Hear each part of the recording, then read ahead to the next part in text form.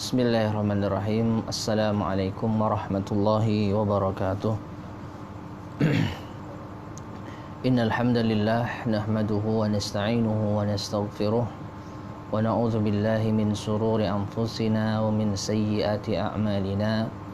Man yahdihillahu fala mudilla lahu wa man yudlil fala hadiyalah. Wa asyhadu an la ilaha illallah wahdahu la syarika lah.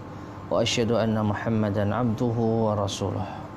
Allahumma salli wa sallim wa barik ala nabiyyina Muhammadin wa ala alihi wa ashabihi wa man tabi'ahum bi ihsanin ila yaumiddin, amma ba'd. Ma'asyiral muslimin, para pemirsa sekalian rahimani wa rahimakumullah. Alhamdulillah, pada kesempatan di malam hari ini kita bisa melanjutkan kembali kajian kita membahas tentang wasiat salaf untuk para pemuda yang kita ambil dari kitab yang disusun oleh Fadilatul Syekh Abdul Razak Ibn Abdul Muhsin Al-Abbad Al-Badr hafidhahumallahu ta'ala, min wasaya salafi lisyabab. Kita sampai pada wasiat yang ke-8. Bagi para pemirsa yang sudah mendownload filenya, bisa melihat halaman ke-19. Al-wasiyatus tsaminah, wasiat yang ke-8. Berkata al-muallif hafizahullah ta'ala, ma rawahu al-imamu Ahmadu fi kitabih al-wara' an Abdul Wahhab al-Thaqafi. Apa yang diriwayatkan oleh Imam Ahmad di dalam kitabnya Al-Wara' dari Abdul Wahhab al-Thaqafi. Abdul Wahhab As-Thaqafi bin Abdul Majid, Allahu a'lam bishawab. Beliau adalah seorang tabi'ut tabi'in atau yang setelahnya, wafat tahun 194 Hijriah. Beliau berkata, kharaja alaina Ayyub ay As-Sakhtiyani. Pernah suatu ketika keluar menemui kami Ayyub As-Sakhtiyani. Beliau adalah seorang tabi'ut tabi'in masyhur, wafat tahun 131 Hijriah rahimahullah.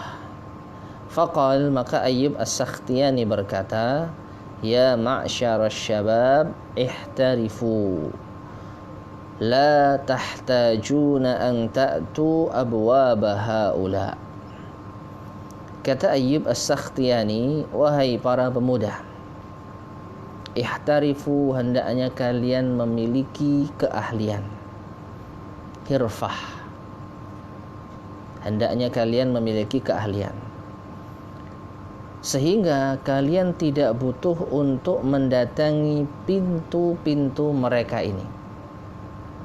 Wa dzakara man yakrahu, kemudian beliau menyebutkan apa yang dibenci. Makna dari wasiat ini, ma'asyarul muslimin, para pemirsa sekalian rahimani wa rahimakumullah, memotivasi pada para pemuda untuk memiliki keahlian yang dengannya ia akan mendapatkan rizki dari Allah Subhanahu wa ta'ala, sehingga kalian tidak membutuhkan uluran tangan manusia nantinya. Kalian tidak mengemis di depan pintu-pintu orang-orang kaya. Ya, ini makna yang tersirat di dalam wasiat tersebut. Sekarang kita baca penjelasan dari Syekh Abdul Razak hafizahullah ta'ala. Ay an yakuna lisyababi ma'a tahsilihi lil ilmi hirfatun. Itu sepatutnya bagi para pemuda, bersamaan dengan mereka berupaya untuk meraih ilmu, jadi ilmu tetap nomor satu. Ya, sebagaimana wasiat yang kemarin telah kita terangkan. Ya, wa man fatahu ta'limu waqta syababihi faqabbir alaihi arba'an li wafati. Sebagaimana yang diriwayatkan dari Imam Asy-Syafi'i. Siapa yang kehilangan waktu ta'lim di masa mudanya, takbirkanlah ia 4 kali karena ia telah wafat. Ya, karena ia telah wafat. Oleh karena itu, pemuda identik dengan menuntut ilmu agama. Namun di samping ia juga menuntut ilmu agama, hendaknya ia memiliki hirfah, keahlian, kemampuan, yaktasibu biha malan wa rizqan yunfiqu bihi ala nafsihi, yang dengannya ia bisa mendapatkan harta dan rezeki untuk memberi nafkah pada dirinya sendiri. Wa fima ba'du ala ahlihi wa waladihi, demikian pula setelahnya untuk keluarga dan anaknya. Wa alla yakuna 'alatan 'alal akharin, ya, sehingga ia tidak membiarkan dirinya itu alah, miskin, minta-minta kepada orang lain, hatta la yahtaja idza kabura an yadhhaba ila fulan aw ila fulan li talabil muawanati wal musa'adati, sehingga tatkala ia besar atau tatkala ia sudah tua, ia tidak butuh untuk pergi ke rumah si fulan dan si fulan untuk meminta pertolongan dan bantuan. Ya, ini bahasa halusnya. Bahasa kasarnya, ia tidak perlu mengemis nanti kalau sudah tua. Kalau punya keahlian, ya, ia bisa mencari rezeki darinya. Wa abrakur rizqi wa anfa'uhu wa atyabuhu ma kana min kasbil yadi. Dan rizki yang paling barakah, yang paling bermanfaat, yang paling bersih adalah apa yang didapatkan dari tangannya. Jadi dari keahliannya. Taib. Intinya para pemirsa sekalian rahimani wa rahimakumullah, wasiat para pemuda, wasiat untuk para pemuda yang ke-8 dari salafus saleh, hendaknya kalian memiliki keahlian. Ya, dagang, membuat kerajinan atau membuat sesuatu yang bisa dijual atau yang semisalnya, maka ini adalah hal yang sepatutnya dimiliki oleh seorang pemuda, sehingga dengannya dia bisa mencari rezeki dari tangannya sendiri, tidak minta-minta kepada orang lain. Wallahu a'lam bishawab. Baik. Kita lanjutkan wasiat yang berikutnya, yaitu wasiat yang ke-9. Al-wasiyatut tasi'ah, wasiat yang ke-9. Wa min jumlati wasaya salafi lisyabab, dan di antara wasiat para salaf untuk para pemuda, ma jaa an Ja'farin, apa yang datang dari Ja'far, qala, ia berkata, kana Thabitun al-Bunani. Ja'far wallahu alam, saya tidak menjumpai biografinya, namun Thabit al-Bunani, ya, disebutkan di sini kana Thabitun al-Bunani. Beliau adalah Abu Muhammad, yaitu seorang tabi'in yang meriwayatkan hadis dari Ibnu Umar, juga Ibnu Zubair, Abdullah bin Zubair dan Anas bin Malik, wafat tahun 127 Hijriah. Thabit al-Bunani rahimahullah, seorang tabi'in. Kata Ja'far, Thabit al-Bunani yakhruju ilaina, pernah keluar, yaitu menjumpai kami. Wa qad jalasna fil qiblati, sedangkan kami duduk-duduk di menghadap kiblat. Allahu alam, zahirnya ini ada di masjid, ya. Jadi Thabit al-Bunani keluar dari rumahnya, datang ke masjid, menjumpai kami sedang duduk-duduk di arah kiblat. Fayaqul, lalu beliau berkata, ya ma'asyiras syabab, wahai para pemuda, hiltum baini wa baina rabbi an asjudalah, kalian telah menghalangi diriku dan Tuhanku untuk bisa sujud kepadanya. Wa kana qad hubbibat ilaihi shalah, dan kata Ja'far, beliau Thabit al-Bunani dijadikan mencintai salat, dijadikan di dalam dirinya cinta salat. Ma'asyiral muslimin, para pemirsa sekalian rahimani wa rahimakumullah, apa kira-kira wasiat yang bisa kita ambil pelajaran dari ucapan Thabit al-Bunani? Kita baca penjelasan dari Syekh Abdul Razak hafizahullah. Yushiru rahimahullah ila anna ba'dha syabab, Thabit al-Bunani rahimahullah mengisyaratkan bahwasanya sebagian para pemuda, alladzina yaltaquna wa yajtami'una fil masjid, yang mana mereka tatkala bertemu dan berkumpul di masjid, ya, para pemuda yang bertemu dan berkumpul di masjid, wa yastaghilluna fursata liqa'ihim, yang mereka sedang disibukkan dalam suatu kesempatan untuk bertemu dengan sesama mereka, bi asdiqaihim, dengan kawan-kawan mereka, fil masjid, di dalam masjid, bil ahaditsil janibiyah, dengan berbincang-bincang hal yang di luar ibadah, ya, pembicaraan-pembicaraan yang tidak terkait dengan ilmu ibadah, ya, cangkruan di masjid, ngobrol-ngobrol nggak jelas. Nah ini wa yakunu ila jiwarihim, sehingga tatkala beliau ada di sisi mereka, siapa? Ketika Thabit al-Bunani masuk, para pemuda ini sedang ngobrol. Ya, man ja'a al-masjid liya'budallah, sehingga ketika datang orang yang mau masuk masjid untuk beribadah kepada Allah, wa yatma'inna fi salatihi wa yakhsha, dan ia ingin untuk tenang di dalam salatnya, khusyuk di dalam salatnya, fayahuluna bainahu wa baina salatihi, maka para pemuda yang ngobrol-ngobrol tadi telah menghalangi orang tersebut dan salatnya. Ya. Jadi dengan ngobrol-ngobrol di masjid ini menghalangi orang untuk khusyuk di dalam salat. Jadilah orang yang mau salat terganggu. Walahum taraku man ja'a liya'budallaha fil masjid ay yastaghilla bil ibadah wa yuqbila 'alaiha. Ya, dan mereka ini tidak meninggalkan orang yang datang untuk beribadah kepada Allah di masjid, an yastaghilla bil ibadah, untuk menyibukkan dengan beribadah, wa yuqbilu 'alaiha, dan menuju kepada ibadah.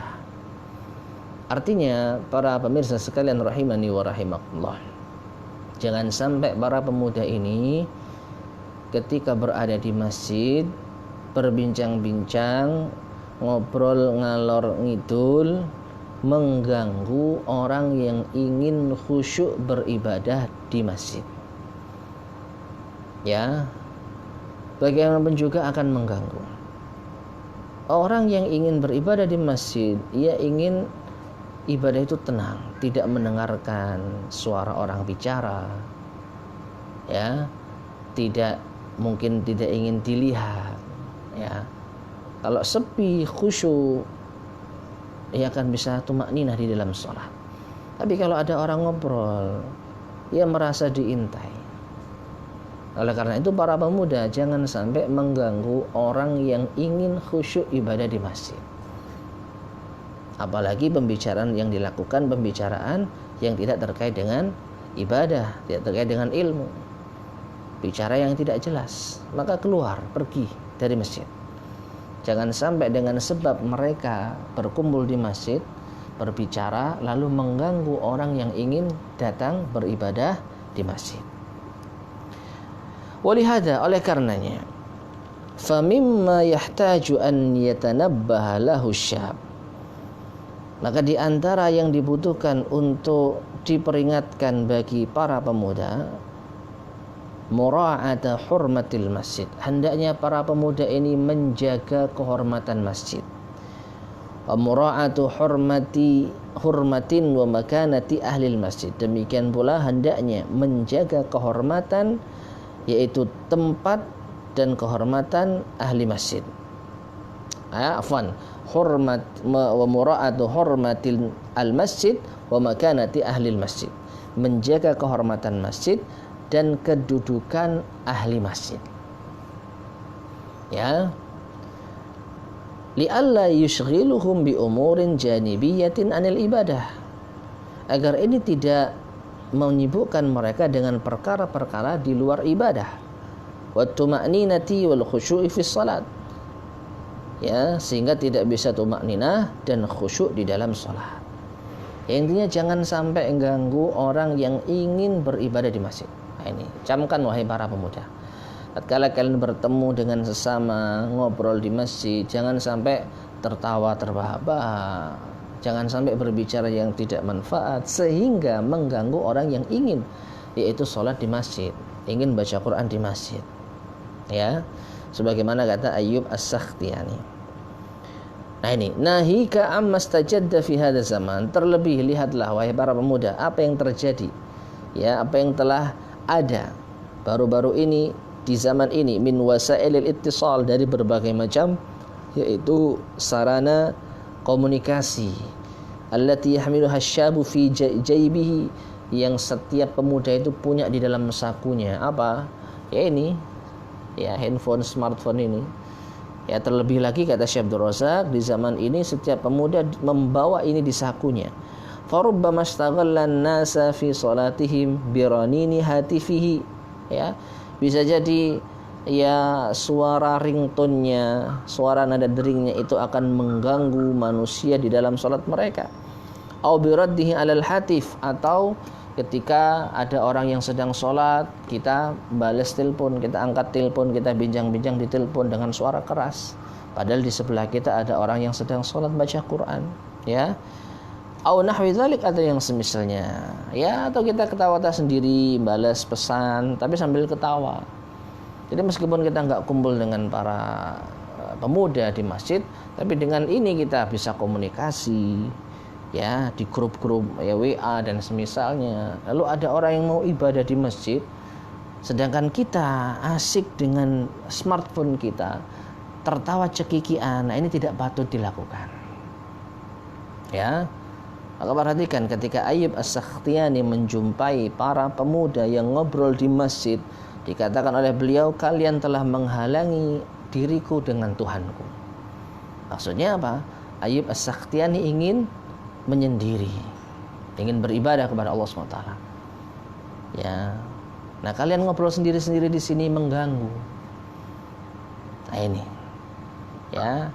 Oleh karena itu, ma'asyiral muslimin rahimani wa rahimakumullah, kita harus menjaga kehormatan masjid dari hal-hal yang tidak patut dilakukan.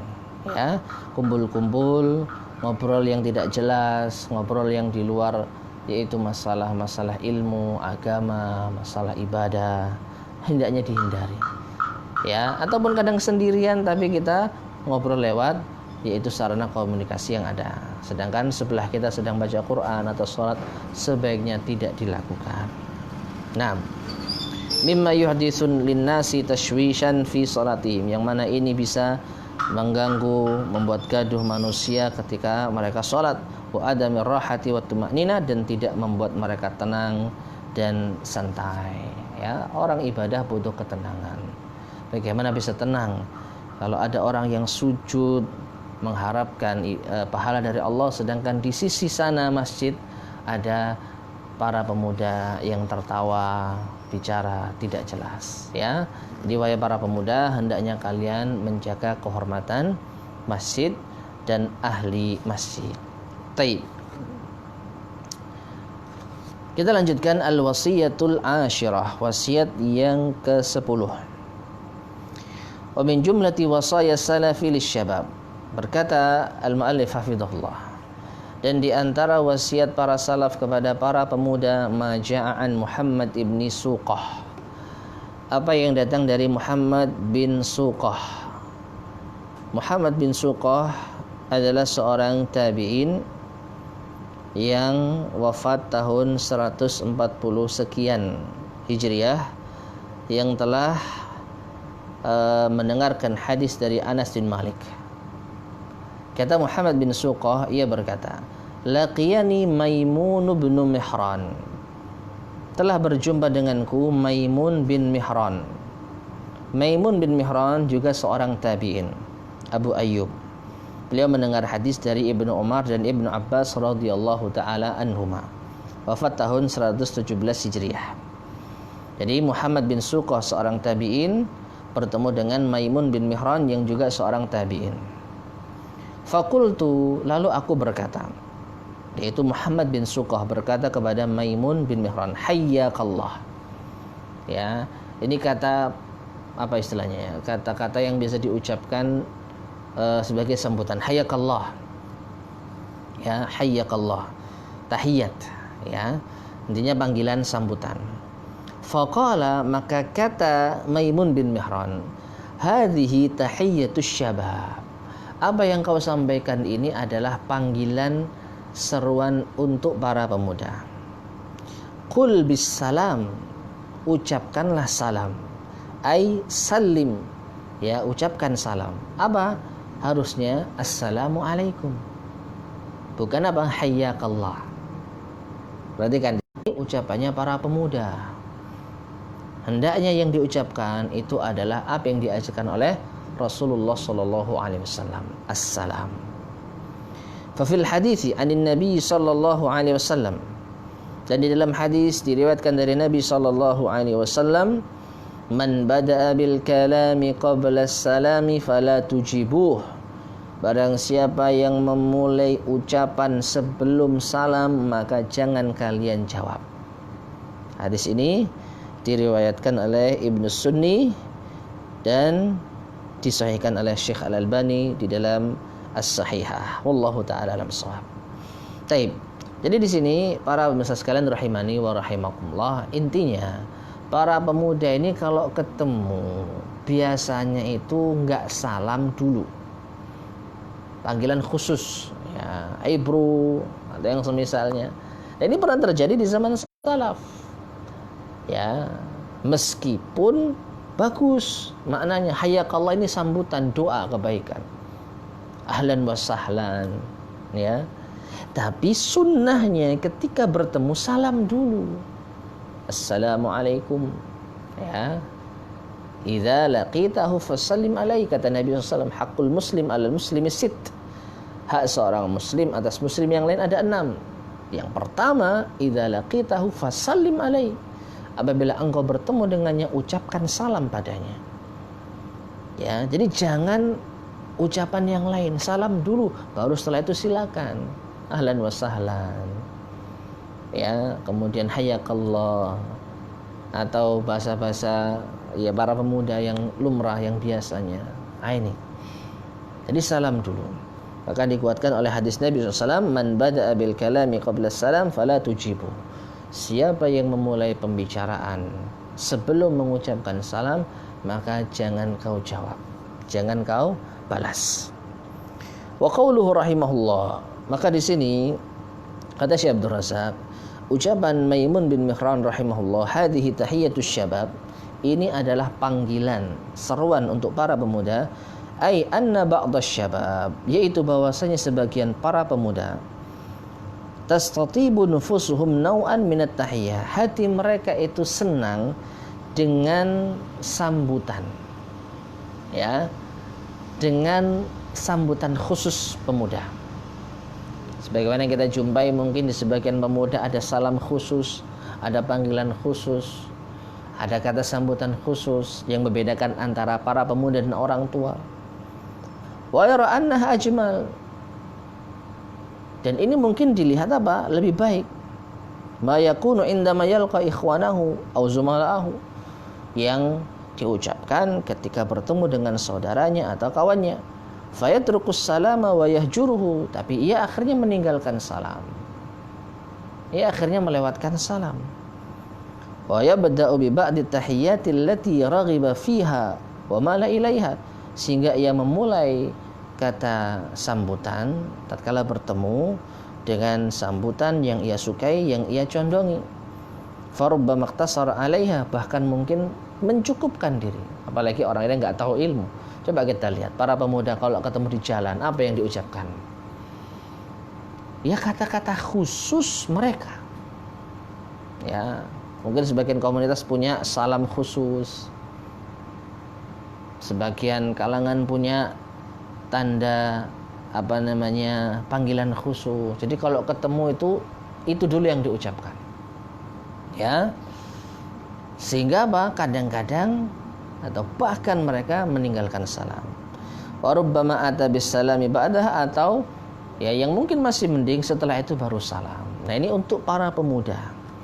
Kalau ketemu sesama antum, salam dulu baru bicara, terserah. Kalau kalian punya kata sambutan khusus, ketemu dengan sesama ya komunitas, ketemu dengan sesama kalangan, takkanlah punya panggilan khusus, ya, punya mars khusus gitu ya. Jangan sampai ini meninggalkan salam. Atastabdiluna alladhi huwa adna billadhi huwa khair. Apakah engkau hendak mengganti yang lebih rendah dari yang lebih baik? Yang terbaik salam. Ini jangan dirubah. Mau tua, muda, anak-anak, salam ini harus disebar. Afsyus salama bainakum. Kata Nabi SAW, di antara hal yang bisa membuat kita saling mencintai, yang itu merupakan tanda keimanan, yang menjadi cara untuk masuk surga, afsyus salama bainakum. Sebarkan salam di antara kalian. Jadi salam dulu baru kata-kata yang lain, ya. Jadi intinya para pemuda sekalian rahimani wa rahimakumullah, meskipun kalian punya kata-kata sambutan khusus ketika bertemu dengan kawan-kawan antum, jangan tinggalkan salam. Ucapkan salam dulu, baru setelah itu silahkan mau menyambut dengan ahlan wa sahlan, mau menyambut dengan akhil karim, mau menyambut dengan yaitu hayyakallah dan yang semisalnya, tapi jangan sampai meninggalkan assalam. Wallahu a'lam bishawab. Baik, satu wasiat lagi, al-wasiyatul hadiyata asyrata, wasiat yang ke-11. Qala al-mu'allifu hafidhahullah, wa min jumlati wasaya salafi lisyabab rahimahumullahu lisyabab, dan di antara wasiat para salaf untuk para pemuda aidan juga, ma jaa an Abil Malih, apa yang datang dari Abil Malih. Abil Malih atau Abul Malih, beliau memiliki nama Al-Hasan bin Amr. Beliau adalah seorang tabi'ut tabi'in, wafat tahun 181 Hijriah. Qala, berkata Abul Malih, qala lana Maimun ibnu Mihran, telah berkata kepada kami Maimun bin Mihran. Ya, tadi sudah kita sebutkan Maimun bin Mihran adalah seorang tabi'in. Wa nahnu hawlahu, sedangkan kami para pemuda sedang berada di sisinya. Maimun bin Mihran berkata, ya ma'syarus syabab, wahai para pemuda, quwwatukum ij'aluha fi syababikum, kekuatan yang kalian miliki hendaknya kalian jadikan, manfaatkan di waktu muda kalian. Wa nasyatukum fi ta'atillahi ya ma'syarasy syuyukh hatta mata, ya, dan kegiatan kalian atau kesemangatan kalian hendaknya kalian gunakan untuk taat kepada Allah. Nah, ini untuk para pemuda. Kemudian ya ma'syarasy syuyukh, beliau beralih kepada orang-orang tua. Wahai orang-orang tua, wahai para masyayikh, hatta mata, sampai kapan? Nah ini. Taib. Kita baca penjelasan Syekh Abdul Razak hafizahullahu taala. Ausa rahimahullah bistighlali quwwati syababi wa nasyatihi fi ta'atillah. Beliau mewasiatkan agar para pemuda ini menyibukkan kekuatannya, ya, menyibukkan semangatnya di dalam ketaatan kepada Allah Azza wa Jal, wa ma yuqarribu ilaihi, dan apa yang bisa mendekatkan diri kepada Allah. Mumpung kalian wahai pemuda masih kuat, mumpung kalian masih semangat, gunakan itu untuk taat kepada Allah Subhanahu wa taala. Gunakan untuk taat kepada Allah Subhanahu wa taala. Summa qal, kemudian beliau mengatakan, ya ma'syarasy syuyukh, wahai para masyayikh, orang-orang tua, hatta mata, sampai kapan? Yakni hatta mata tantaziruna wala tastaghilluna hayatakum fi ta'atillah. Sampai kapan kalian menunggu sehingga kalian tidak menyibukkan yaitu kehidupan kalian hingga taat kepada Allah Subhanahu wa taala, untuk taat kepada Allah Subhanahu wa taala. Artinya para pemirsa sekalian rahimani wa rahimakumullah, untuk para pemuda hendaknya kalian manfaatkan waktu muda kalian untuk taat kepada Allah. Dan untuk para orang tua, sampai kapan kalian mau seperti ini? Kalau kalian tidak sempat melakukan ketaatan kepada Allah di masa muda, sampai kapan kalian terus-terus seperti ini? Ya. Jadi ini wasiat untuk para pemuda yang harus kita perhatikan. Ya, mumpung masih kuat, mumpung masih semangat, gunakanlah itu di dalam ketaatan kepada Allah Subhanahu wa taala. Wallahu taala bishawab. Mungkin ini yang bisa kita sampaikan. Insyaallah akan kita lanjutkan biidznillah pada pertemuan berikutnya. Subhanakallahumma bihamdika asyhadu an la ilaha illa anta astaghfiruka wa atubu ilaik. Alhamdulillahirabbil alamin. Assalamualaikum warahmatullahi wabarakatuh.